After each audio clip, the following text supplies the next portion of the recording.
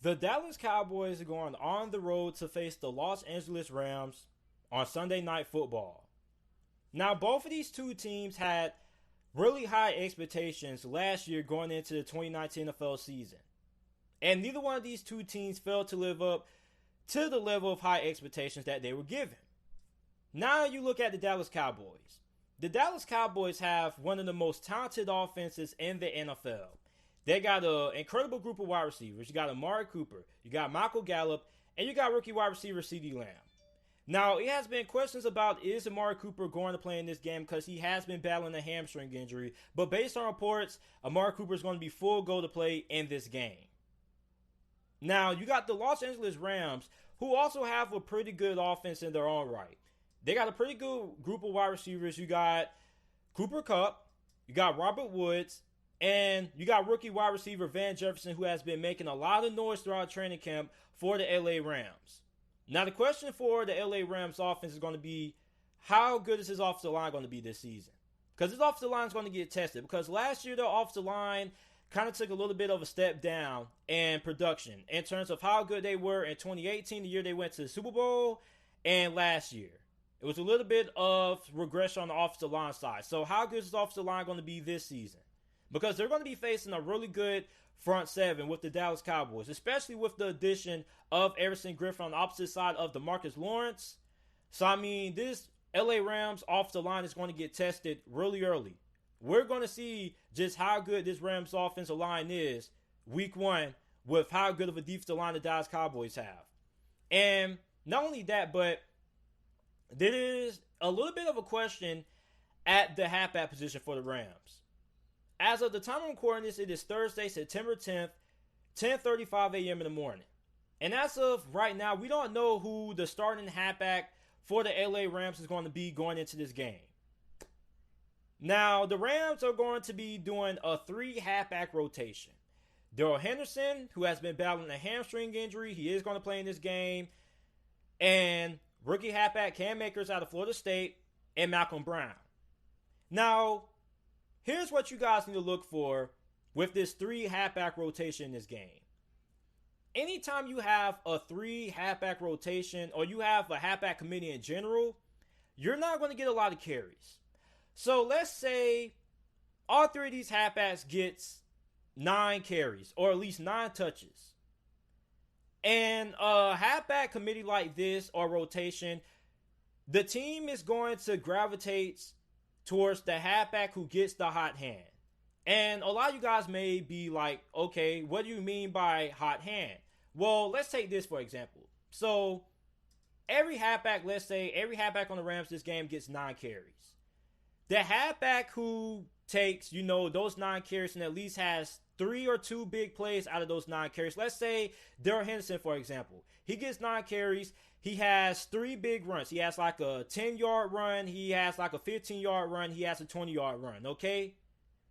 The Rams, since he is the halfback who had the most big plays, will gravitate more towards him because he was the halfback who, had, the more big plays with less of the carries. So that's what people mean by going with the halfback who has the hot hand, okay? When you're in a situation like this, the halfback who emerges is the halfback who most of the time has the more big plays than the other halfbacks. So at the end of this game, we're still probably not going to have a good idea of who the starting halfback or who the clear RB1 is in Los Angeles for the Rams. And we probably may never get an answer until about the midway point of the NFL season around week 8 or week 9 is where we're probably going to figure out who the best halfback in Los Angeles is. But as of right now, going into this game, we don't know who the best halfback is. And at the end of the game, we most likely still won't know who the best halfback is in this game unless somebody just completely goes crazy with their limited amount of touch and just has like 115 rushing yards and 3 or 2 touchdowns or something like that. So, I mean, at the end of this game, the question when it comes to who the best halfback in LA is going to be for the Rams, most likely isn't going to get answered. Now, for the Dallas Cowboys, their secondary is a question that I have. Now, their secondary isn't great, but it's not bad. I want to see who's going to replace Byron Jones because Byron Jones was a top 10 cornerback. I don't care what any Dallas Cowboy fan comes on here and tries to say about Byron Jones. He's a top 10 quarterback. Okay? He's one of the best corners in the NFL. So you got rookie Trayvon Diggs out of Alabama, who had a pretty nice camp for Dallas. Anthony Brown and Chidobe Awuzie are going to be the three main quarterbacks to look at in this game. You also got safety Xavier Rhodes and Dorian Thompson. So this secondary is going to be matched up against a really good wide receiver core for the LA Rams, Cooper Kupp, Robert Woods, and Van Jefferson. So how's this secondary going to perform? And also, if you are the Los Angeles Rams, Jalen Ramsey. I got my eye on Jalen Ramsey. How is Jalen Ramsey going to perform in this game? Because Jalen Ramsey recently signed a contract extension that made him one of the highest paid players on the defensive side of the football in NFL history. He's one of the highest paid defensive players in the history of the NFL. And if Jalen Ramsey comes out in this game and he does terrible and he just has a bad game and gets shredded by Amari Cooper or whoever he's going to be guarding this game, think about all the storylines that is going to come out of this. Because a lot of people already think that the Los Angeles Rams overpaid for Jalen Ramsey. So if Jalen Ramsey comes out in this game and he doesn't do good, it's going to be a rough morning for him when he wakes up the next day on Monday. Okay, so Jalen Ramsey, I think, has to come out here. He has to have a big game. He has to be absolutely shut down. He has to shut down Amari Cooper, Michael Gallup, whoever he's going to be defending against. He has to absolutely shut them down. Because if not, if Amari Cooper or Michael Gallup goes off, it's going to be a long week for Jalen Ramsey. Because a lot of people already think that Jalen Ramsey's overrated. A lot of people already think that the LA Rams overpaid for Jalen Ramsey. So if you're Jalen Ramsey, you need to come out in this game and you need to silence the critics. Okay? Now I know a lot of players have this persona, like they don't listen to the media. They don't care about what the media says about them. But let's be honest. If you talk to any player or any former player in the NFL, they'll tell you, sometimes the media gets to them sometimes. Okay? Every single former NFL player will say that. Every single NFL player, I don't believe that every player in the NFL doesn't listen to anything that, is said on ESPN or Twitter, okay? I find that hard to believe. I mean, everybody hears something about them eventually, good or bad. So if you're Jalen Ramsey, if you don't play good in this game, you're going to have a lot of eyeballs on you. So the team that I'm going to take to win this game, before I get into my prediction, I want to talk about Mike McCarthy. Because I haven't touched on him. Mike McCarthy got fired from Green Bay because he was too old school, basically. His offense was outdated. So now that he's had a year off to look in the mirror and reinvent himself, I want to see what new wrinkles is he going to throw into this Dallas Cowboys offense. Now, somebody in the comment section correct me if I'm wrong, but the Dallas Cowboys aren't supposed to be having any major changes to their offense. Now, like I said, correct me if I'm wrong, but the Dallas Cowboys are basically supposed to keep the same system that they had in place last year, which is why you guys haven't, heard me talk about the offense learning the new system and how many players are they going to have learned and things like that, because I said this about Cleveland and every other team that's got a new head coach. But the Dallas Cowboys are different because although they do have a new head coach, they basically plan to keep the same system from the previous year, which I think was another reason why Mark McCarthy brought in Kellen Moore. So I believe Kellen Moore has a lot of potential as a play caller. I believe, he was more of just Jason Garrett's scapegoat last year, but I believe he has a lot of potential. So Mark McCarthy, I want to see, is he going to throw any new wrinkles into this game? It doesn't have to be, a whole entire game where he's just, pulling trick plays out the butt and things like that. But I just want to see, is he going to pull out a flea flicker? Is he going to pull out like a double pass or something like that? Like, what creative new wrinkle is Mark McCarthy going to throw at the Los Angeles Rams defense? So you take everything into consideration about why he got out of Green Bay. The whole situation with Aaron Rodgers deteriorated. So, he has a very good team. Probably one of the best teams he's ever had in all his year coaching, besides that 2010 Super Bowl team he had with the Green Bay Packers. This is a really good team. Okay, a lot of talent here, especially on the defense side of the football. So, Mark McCarthy, I just want to see some innovation. I just want to see at least 2 innovative plays out of Mark McCarthy in this game. And that just made me go, wow. Okay, that's pretty impressive. So the team I'm taking to win this game, I want to take Dallas to win this game. I think Dallas wins this game 31-27. Because both of these two teams have really good offenses. And both of these two teams' defenses, I'm not really all that high on. I'm not really high on Dallas secondary. I'm not really high on the LA Rams, front seven at all, especially with the loss of Corey Littleton and Clay Matthews and their pass rushers, like Dante Fowler. So, I mean, I think this game is going to be pretty high scoring. I think Dallas wins this game 31-27 in a shootout. And this could go either way. This is a game that could go 50-50. But I'm going to take Dallas to get the win. I think Dallas is the better team. I think Dallas is going to be able to get a little bit more stops on defense compared to the Rams because of how good the Dallas Cowboys are up front. So I'm taking Dallas to win this game 31-27. And I'm not biased. Trust me. I hate the Dallas Cowboys. Okay, I don't like watching the Dallas Cowboys play, especially having to watch them play on primetime. Like, I get really irritated. Like, sometimes when the Dallas Cowboys play on Sunday Night Football, I just don't watch it at all because I think it's a little bit ridiculous about how many primetime games the Dallas Cowboys actually get a season. Seems like every single week during the game of the week for some reason. So, I mean, I know they're America's team and everything, but come on, man. Like, I get tired of seeing the Dallas Cowboys in those primetime slots every week. But, you know, I'm not being biased. I'm going to say that Dallas goes ahead and they get the win week 1, 31-27 in this game on the road against the LA Rams on Sunday Night Football. The Arizona Cardinals are going on the road to face their NFC West divisional rival, the San Francisco 49ers. Now, when these two teams faced off twice last year, the 49ers won both of their games. The first game, the 49ers won 28-25. In the second game, the 49ers won 36-26.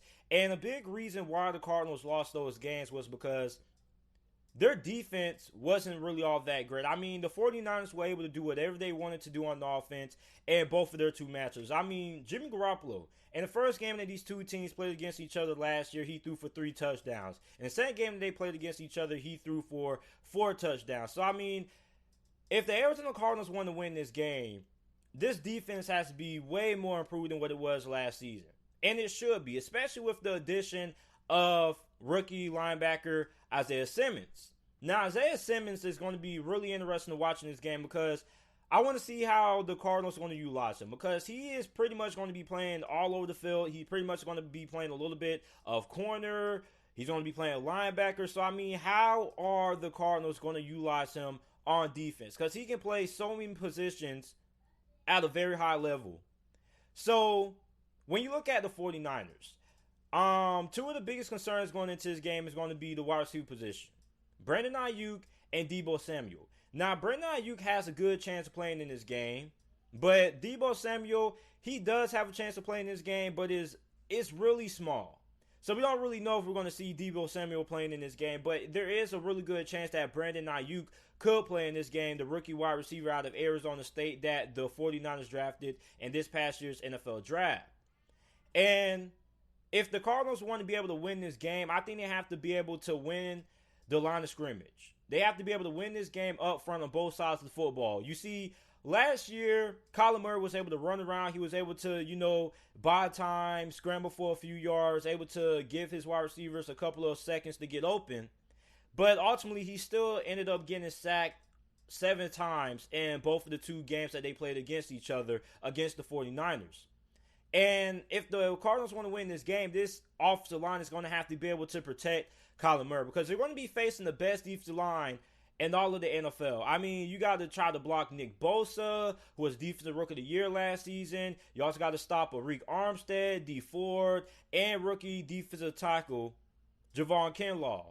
So this offensive line for Arizona, Cardinal fans have been saying how improved this offensive line is. Well, now this is the game to go ahead and prove it because they're going to have a really tough task. They're going against this 49ers defensive line. And when you look at Kyler Murray, last year he didn't have DeAndre Hopkins. And with the addition of DeAndre Hopkins, it gives this Arizona Cardinals offense a legitimate wide receiver who can beat one-on-one man coverage, who can catch those 50-50 contested balls, and it's a threat in the red zone. So having DeAndre Hopkins is going to help out this Arizona Cardinals offense because this San Francisco 49ers defense is really good, but I want to see how they're going to fare against DeAndre Hopkins, one of the best wide receivers in the NFL. You also got to take into the fact that they have Kenyon Drake now. Kenyon Drake is also going to be an added bonus in this game for the Arizona Cardinals because now they're not going to be completely one-dimensional. Now with Kenyon Drake having a full, off-season under this Cliff Kingsbury offense and knowing this Arizona Cardinals system better than what he did last season, I think having him in this game is going to make it to the fact that they should be pretty balanced. They should have a pretty solid running game, and they should be pretty good running the football. And when you look at Arizona last year, Kyler Murray was basically doing it all by himself.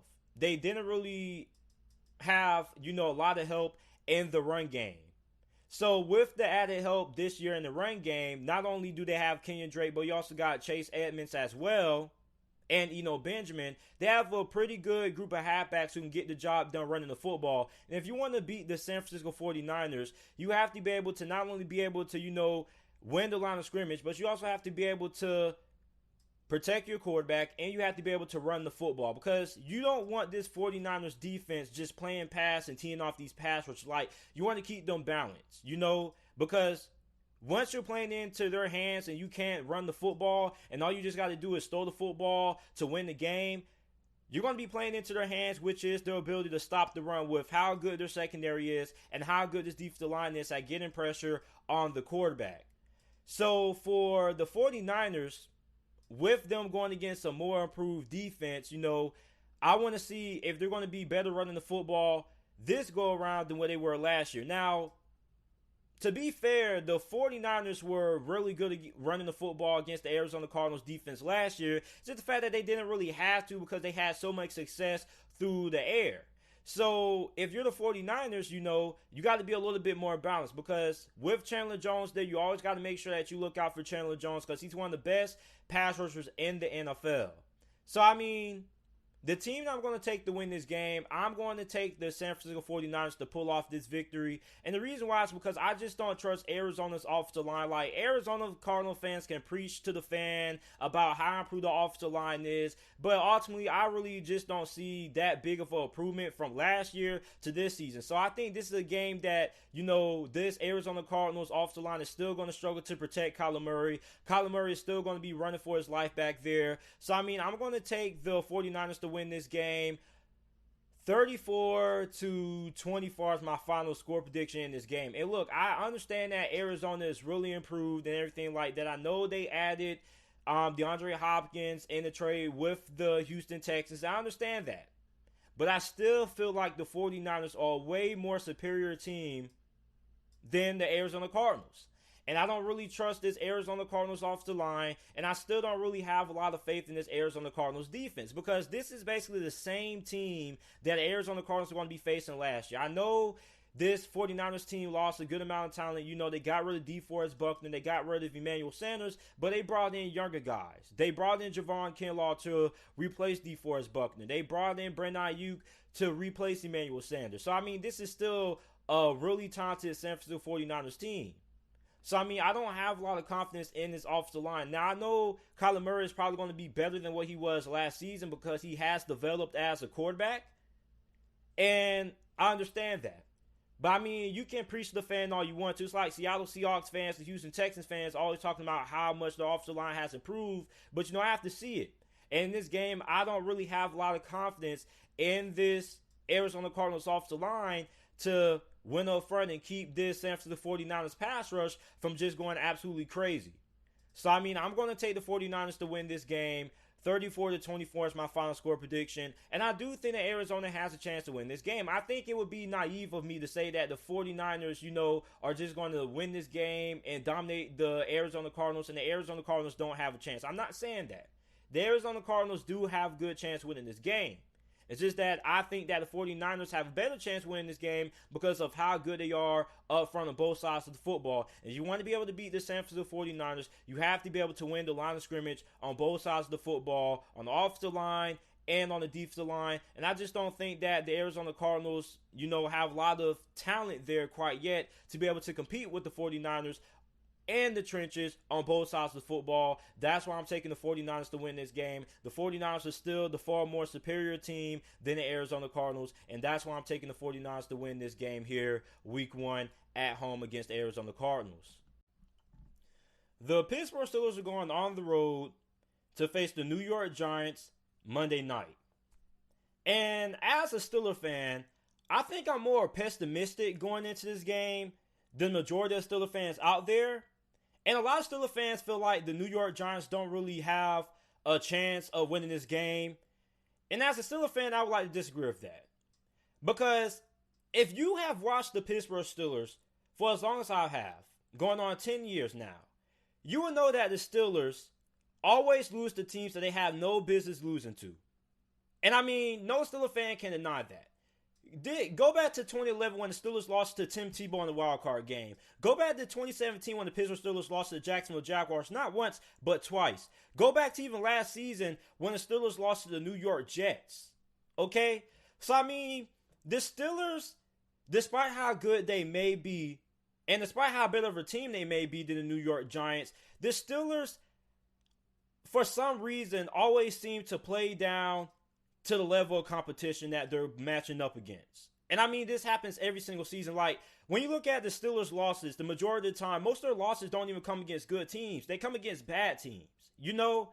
So, I mean, as a Steelers fan, I know a lot of Steelers fans are probably going to disagree with me. But, I mean, look, the Steelers, for some reason, always struggle against teams that they have no business struggling against. And it has been a reoccurring theme throughout the last 10 years. I mean, and nobody can really deny that. I mean, it's several instances of the Steelers downplaying the teams they have no business losing to. So, I mean, I think I'm more pessimistic going into this game than the majority of Steelers fans out there. And I do think that the Steelers, you know, although they are the better team, I do think they have a pretty good chance of losing this game because it is week 1. This is going to be Ben Roethlisberger's first game back from injury.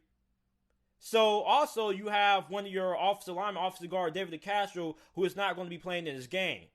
But, I mean, when you look at the New York Giants, you know, this really isn't a great team. This is a team that has a new head coach in Joe Judge. It's going to be the first game of Joe Judge's tenure as the head coach for the New York Giants. And if you're Joe Judge, it's going to be a really tough game that you have ahead of you. Because the Steelers have a really great team. A lot of people are asking questions about how good is Big Ben going to be. I think Ben Roethlisberger is going to be fine. Okay? So if you're Joe Judge, you got to worry about how good is your offensive line going to be, because New York Giants fans have been, you know, talking about how great the offensive line is going to be this whole entire offseason, right? So now this is a chance to back it up against one of the 5 best defensive lines in the NFL. I mean, the Steelers' defensive line is absolutely loaded. Cam Hayward, you got to worry about Stephon Tuitt coming back from injury. You got to worry about TJ Watt. I mean, this defensive line is stacked. So, I mean, if you're the New York Giants, your offensive line is going to get tested. If you want to see a good test of where your offensive line is and how good your offensive line is going to be, this will be a good test to see where your offensive line is at. Now, for the Giants also, I think the wide receiver core is pretty solid. You got Darius Slayton, you got Golden Tate. So, I mean, you also got Sterling Shepard as well. So, I mean, you got a pretty good group of wide receivers. And you're going to be going against one of the best secondaries in the NFL. Joe Hayden is coming off of one of the best seasons of his career last year when he made it to the Pro Bowl in 2019. You got Steven Nelson, who is one of the more underrated cornerbacks in the NFL. He allowed less yards than Stephon Gilmore, less touchdowns as well, and somehow didn't get selected to an All-Pro team and didn't get selected to the Pro Bowl. Don't know how that happened, but it happened. And then you look at Minka Fitzpatrick, all-pro safety last year. On top of you have Terrell Edmonds, who also had one of the best seasons of his career in 2019. Then you got a really good group of linebackers led by young rookie linebacker Devin Bush. And you also got TJ Watt coming off the edge as well. So, I mean, for the New York Giants, this offense is going to have their hands full. And with them learning a new offensive system, you want to know how much of the playbook are they going to have mastered going into this game. Also worry about Daniel Jones. The biggest knock on Daniel Jones is the fact that, you know, he's a guy who isn't scared of pressure, but that seems to be his downfall. You think him not being scared of pressure will be a positive, in which it kind of is, but him not being scared of pressure, it seems like he doesn't know how to sense it. He just, you know, steps up right into it. So I want to see how much has Daniel Jones improved, because Daniel Jones had a really good rookie season. A lot of people seem to forget that Daniel Jones was projected to be a bust. A lot of people didn't like the Daniel Jones pick. A lot of people felt it was a reach. A lot of people felt this was one of the worst picks in NFL history. And he turns out has a really good rookie season. But the downfall of his rookie season was the fact that he turned the ball over a lot. He fumble the ball and put the ball on the ground a good bit too. So I mean, you're facing a good Pittsburgh Steelers defensive line, and you got T.J. Watt coming off the edge. Listen, T.J. Watt, when he's coming after the quarterback, he's looking to sack the quarterback. He's looking to try to strip the ball from the quarterback's hands. So, I mean, if you're Daniel Jones, man, you got to be able to take care of the ball if the New York Giants want to have a chance of winning this game. You also have to get Saquon Barkley going. Now, Saquon Barkley is one of the best halfbacks in the NFL. He's going to be behind what we assume to be a more improved offensive line than what he's had to work with last season. So, I mean, if you're the Pittsburgh Steelers, you got to be able to key in on the run. And if you're able to stop the run, then you're going to have this New York Giants offense playing right into the palm of your hands, which is having to throw the football to win the game. So if you're the Steelers, you're able to stop the run early and you get out to a big lead really quickly, you're going to put a lot of pressure on the New York Giants to score points on offense. And if the New York Giants have to win this game throwing the football, I like the Pittsburgh Steelers' chances of winning this game. Now, for the New York Giants also on the defense side of football, where is the pass rush going to go? Like, who is going to be the dominant pass rush for the New York Giants besides having Marcus Golden, who was the team's leading leader in sacks last year with 10? Now, I don't really know how I feel about this New York Giants pass defense in total. I don't really think they have a lot of great pass rushers on this team. They have a lot of great young players who could potentially be great pass rushers like O'Shea Zimes, who I really like a lot. But, I mean, I don't really think this New York Giants pass rush is going to be able to get a lot of pressure on Ben Roethlisberger, especially considering the fact that this is one of the best offensive lines in the NFL. But one thing that I do like about this New York Giants offensive line, or defensive line, that a lot of people aren't really giving them credit for is that I think this is going to be a really good team when it comes to being able to stop the run. I think the New York Giants have a really good defensive line in terms of having players that are able to stop the run. You got Leonard Williams, who, you know, a lot of people were like, why would the New York Giants franchise tag him? Well, I mean, he was really good against the run last year. And then also on top of him, you got Dexter Lawrence, who is really good. You got Davlin Tomlinson. You got B.J. Hill. So also you bring in linebacker Blake Martinez, who although he isn't great in coverage, he's one of the best linebackers in the NFL when it comes to being able to stop the run. So, I mean, the New York Giants have a pretty good run defense, and I want to see if Pittsburgh is going to have success running the football on the New York Giants. I think the New York Giants can have a top 10 run defense this season. So, then the biggest question is going to be this New York Giants secondary. Now, you bring in Logan Ryan, which I didn't even know about. Like, I thought that would be like breaking news, but I didn't find out that the New York Giants signed Logan Ryan until a couple of days ago when somebody had told me. So, I mean, you got James Bradbury, you got Corey Ballantyne, you got Logan Ryan, you got Darnell Holmes at the cornerback position. Now, how's this cornerback position going to match with the Pittsburgh Steelers wide receiver position? Because the Steelers have a lot of good young wide receivers that a lot of people don't really know a lot about.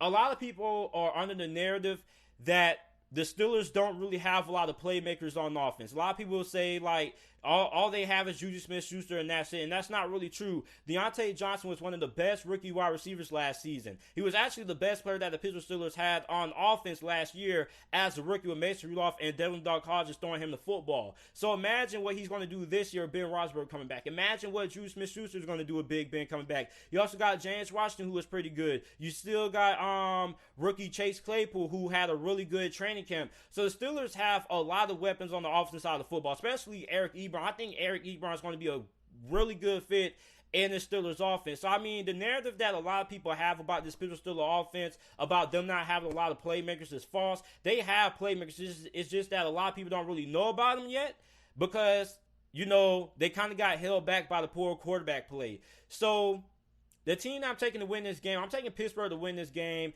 And let me be clear, I'm not choosing Pittsburgh because I'm biased or anything like that. Like, I know I'm a Pittsburgh Steelers fan, but I don't make predictions based on, you know, who's my favorite team, which team I dislike the most. Like, I make my predictions based on who I feel is legitimately going to win the game. And I feel like the Pittsburgh Steelers should be able to win this game. Now, I think this game is going to be a little bit close than what a lot of people expect it to be. Like, I think the Steelers win this game 27-20. And the reason why I say that is because, you know, this is week one. This offense may come out a little bit rusty. Big Ben hasn't played football in a while. He's coming off of a season-ending injury from 2019. So where is he going to be? How long is it going to take him to get into the rhythm of the game, you know? So, I mean, I think this Steelers team is going to be able to beat this New York Giants team 27-20. This is probably going to be a closer score than a lot of people think. You know, I've been seeing a lot of people saying that the Steelers are going to win this game 31-14, 35-14. So, I think that this game is going to be close. And I think that the Steelers should be able to win this game. So let me know who you guys think is going to win this game down below in the comment section. If you guys are watching this on YouTube, and if you guys are watching this on the Apple and Spotify podcast, make sure that you guys go ahead and subscribe to my YouTube channel if you haven't already, which is JT Sports. And also, if you're watching this on YouTube, make sure that you guys go ahead and check out the JT Sports podcast on Apple and Spotify. Wherever you get your podcast from, the JT Sports podcast is available. Also, make sure to leave the podcast a 5-star review as well. The Tennessee Titans are going on the road to face the Denver Broncos. And this game is going to be really intriguing to me. In my opinion, this is one of the more anticipated matchups that I've been waiting all offseason to watch. Because you have the young flying Denver Broncos offense going against a really severely underrated Tennessee Titans defense. Like, this Tennessee Titans defense is really good. And this defense was really good even before they signed Jadeveon Clowney. I mean, before they signed Jadeveon Clowney, you still had Vic Beasley, you had Harold Landry, you have a really good group of linebackers, you got a really good secondary. You got Malcolm Butler, Dory Jackson, Christian Fulton, the rookie out of LSU at cornerback. You got safeties, Kenny Vaccaro, Kevin Byard. And now you add Jadeveon Clowney, who is expected to play in this game. This defense is really good. This could potentially be the best defense in the NFL by the end of this season. And they're going to be going against the high-flying Denver Broncos offense. Now, the Denver Broncos are probably the most improved team going into this NFL season. A lot of people have the Denver Broncos penciled in as their sleeper team for this year. And when you look at this Denver Broncos offense, Drew Lock was really impressive in the few games that he played in last year, near the end of the season. And you give him more weapons. You give him a guy like Jerry Jeudy, who is one of the best route runners I've ever seen out of a rookie wide receiver, probably in the history of the NFL. You got KJ Hamler, who has really impressed in camp. You got Courtland Sutton. I mean, you have a lot of talent at this wide receiver position for the Denver Broncos. You also have tight end Noah Fant, who was the best rookie tight end in the NFL last season. A lot of people haven't really been talking about him. Then you have Melvin Gordon, Phillip Lindsay. So the only question is, how is this Denver Broncos offensive line going to hold up? And while we're on the topic of the Denver Broncos offensive line, rookie center Lloyd Cushenberry is going to have a really tough task in his NFL debut, because he's going to have to stop this monster of a man called Jeffrey Simmons. Now, a lot of you guys, unless you're a Tennessee Titans fan, may not know who Jeffrey Simmons is. But Jeffrey Simmons already is one of my favorite players in the NFL. He's like the Ndamukong Suh reincarnated. Now, Jeffrey Simmons only played the second half of the 2019 season. When he came back, he didn't really get all that much playing time in the regular season because he was trying to get back into football shape, and the Tennessee Titans were trying to work him into the defense. But once the playoffs came around, Jeffrey Simmons was an absolute monster. Jeffrey Simmons was one of the biggest reasons why the Tennessee Titans were able to go on the road and upset Baltimore in the divisional round. This dude, Jeffrey Simmons, is a beast. And if you're Lloyd Cushenberry, you're going to have a really tough task ahead of you in your rookie debut trying to stop this guy, Jeffrey Simmons. So I want to see this matchup. Rookie Lloyd Cushenberry, center out of LSU, taking on Jeffrey Simmons. Because this could be a really tough matchup for him. Because Jeffrey Simmons, this dude is a monster. And if you didn't know who Jeffrey Simmons was before this season, I guarantee you're going to know who Jeffrey Simmons is after the season is over, because I think he has a good chance of becoming a Pro Bowler at the end of the season. He reminds me a lot of Ndamukong Suh. I really like Jeffrey Simmons a lot. He's one of my favorite players in the NFL already. Then another question. When you play the Tennessee Titans, you always have to wonder, can you stop Derrick Henry? And I know everybody is going to be like, oh, JT, that's duh. I mean, everybody knows you want to beat the Titans, you got to be able to stop Derrick Henry. But the reason why I think this is really important, and not really cliche, because everybody, when they preview the games, they say, you got to be able to stop Derrick Henry. Everybody's like, that's obvious. But when you look at this Denver Broncos linebacking core, Vic Fangio, a couple of days ago during the training camp presser, said that the thing that concerns him the most is the inside linebacker position.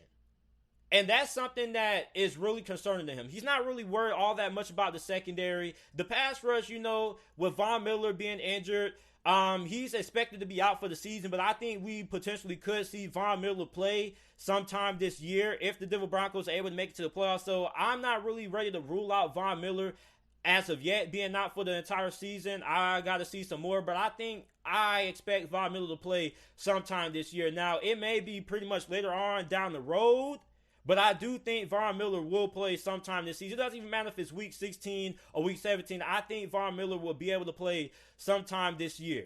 Because it's just Von Miller. This dude is special. If there's anybody who can get ready to play despite the injury that he suffered, it could be Von Miller. So I think Von Miller could play this year. I'm not saying he is, but I do think it's a good chance. But back to the inside linebacker position, it really worries me. And it worried Vic Fangio because he said with the shortened offseason, the inside linebacker position has him worried the most. So if you're the Denver Broncos, how good are these linebackers going to perform? Because anytime you face Derrick Henry, not only do you have to be a really good tackling team, but you also have to have great linebackers and you have to be able to be really good up front. Now, the Denver Broncos have a pretty good defensive line, but I don't really have a lot of confidence in their linebackers. But if the Denver Broncos want to pull out this victory, you got to win and you got to be able to stop Derrick Henry. That's the only way you can really win this game. Because, look, Derrick Henry basically is the cornerstone of this Tennessee Titans offense. Because when Derrick Henry is going, the Tennessee Titans can do a lot of things. They can do play action. That opens up the deep passing game to A.J. Brown. Corey Davis. If you're the Denver Broncos, you have to be able to start Derrick Henry. Because if not, you saw what happened to the New England Patriots. You saw what happened to the Baltimore Ravens. It seems like every single game that Derrick Henry rushes for over 100 yards, the Tennessee Titans win the majority of those games.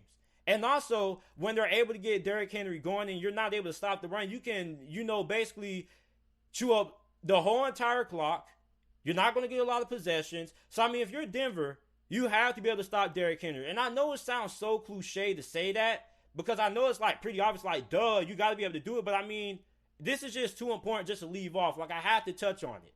And what makes this even more interesting is the fact that the Denver Broncos inside linebacker position isn't all that great.